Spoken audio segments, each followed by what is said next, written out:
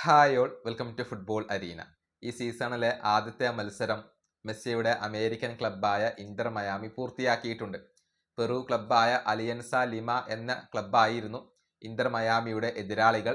ഈ മത്സരത്തിൽ ഒരു വലിയ തോൽവിയാണ് ഇവർക്ക് ഏറ്റുവാങ്ങേണ്ടി വന്നിട്ടുള്ളത്. എതിരില്ലാത്ത 3 ഗോളുകൾക്കാണ് ലിമ ഇപ്പോൾ ഇന്റർ മയാമിയെ പരാജയപ്പെടുത്തിയിട്ടുള്ളത്. പെറുവിൽ വെച്ചുകൊണ്ടായിരുന്നു ഈ മത്സരം നടന്നിരുന്നത്. ആദ്യ പകുതിയിൽ 2 ഗോളുകളും രണ്ടാം പകുതിയിൽ 1 ഗോളും ലിമ നേടുകയായിരുന്നു. ഇങ്ങനെയാണ് ഇന്റർ മയാമിക്ക് ആദ്യ മത്സരത്തിൽ തന്നെ ഇപ്പോൾ ഒരു തോൽവി ഏറ്റുവാങ്ങേണ്ടി വന്നിട്ടുള്ളത്. മത്സരത്തിൽ മെസ്സി കളിച്ചിരുന്നു. രണ്ടാം പകുതിയിൽ പിന്നീട് മെസ്സിയെ പിൻവലിക്കുകയാണ് ചെയ്തിട്ടുള്ളത്. മെസ്സിയുടെ പ്രകടനം എങ്ങനെയുണ്ടായിരുന്നു അത് നമുക്കൊന്ന് പരിശോധിക്കാം. ആകെ 62 മിനിറ്റുകളാണ് മെസ്സി കളിച്ചിട്ടുള്ളത്. അതിൽ നിന്ന് 49 ടച്ചുകളാണ് മെസ്സി നടത്തിയിട്ടുള്ളത്. 3 ഷോട്ടുകൾ ഉതിർത്തു. ഒരു ഡ്രിബിളാണ് മെസ്സി പൂർത്തിയാക്കിയിട്ടുള്ളത്.